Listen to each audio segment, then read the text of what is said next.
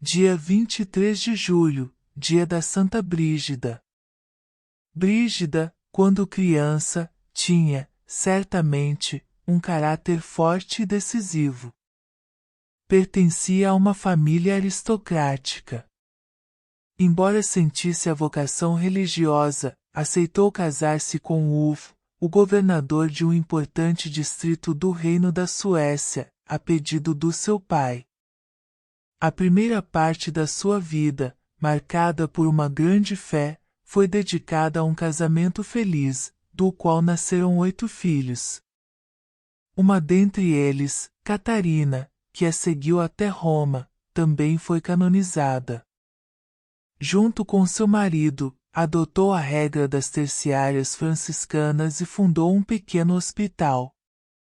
Guiada por um erudito religioso, estudou a Bíblia, a ponto de ser apreciada por sua pedagogia e, por isso, foi convocada pelo rei da Suécia para encaminhar a jovem rainha à cultura sueca.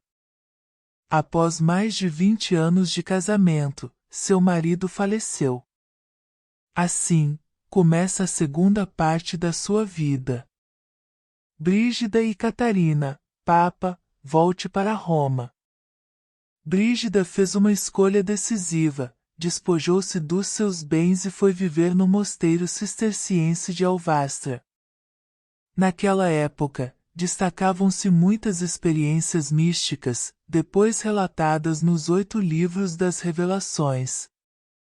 Aqui, também teve início a sua nova missão.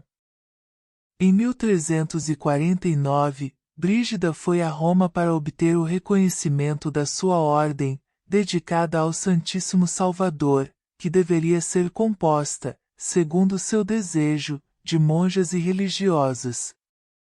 Então, decidiu estabelecer-se na Cidade Eterna, em uma casa na Praça Farnese, que ainda hoje é sede da Cúria Geral das Brigidinas.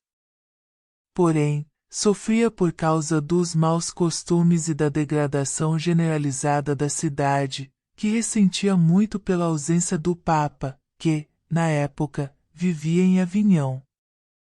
O ponto alto da sua missão, como o de Santa Catarina da Sena, sua contemporânea, era pedir ao Papa para voltar ao túmulo de Pedro. Mulher pela paz na Europa. Outro aspecto do forte compromisso de Brígida era a paz na Europa. Naquele tempo, as suas obras de caridade foram decisivas. Ela, que era nobre, vivia na pobreza, a ponto de pedir esmolas nas portas das igrejas. Aquele também era um período de peregrinações a vários lugares da Itália, de Assis a Gargano. Enfim, a peregrinação das peregrinações à Terra Santa. Brígida tinha quase 70 anos, mas isto não influenciou seu desejo. O ponto central da sua experiência de fé foi a paixão de Cristo, como também a Virgem Maria. Testemunhas disso foram o Rosário Brigidino e as orações, ligadas às graças particulares prometidas, por Jesus a ela, para quem os praticasse. Santa Brígida faleceu em Roma, em 23 de julho de 1373. Confiou a ordem à sua filha Catarina que, ao se tornar viúva, se juntou a ela, quando vivia em Farfa. Seu único remorso foi o de o Papa não ter ficado definitivamente em Roma. Na verdade, em 1367, o Papa Urbano V tinha voltado, mas foi apenas por um breve período. Gregório XI estabeleceu-se, definitivamente, em Roma, mas alguns anos depois da morte de Santa Brígida, copadroeira da Europa. Canonizada em 1391, por Bonifácio IX, Santa Brígida é a padroeira da Suécia. Em 1999, foi declarada também copadroeira da Europa, por São João Paulo II. Na ocasião, o Papa destacou: a Igreja, sem se pronunciar sobre cada uma das revelações, aceitou a autenticidade do conjunto das suas experiências interiores. A figura de Santa Brígida foi muito querida pelos últimos papas.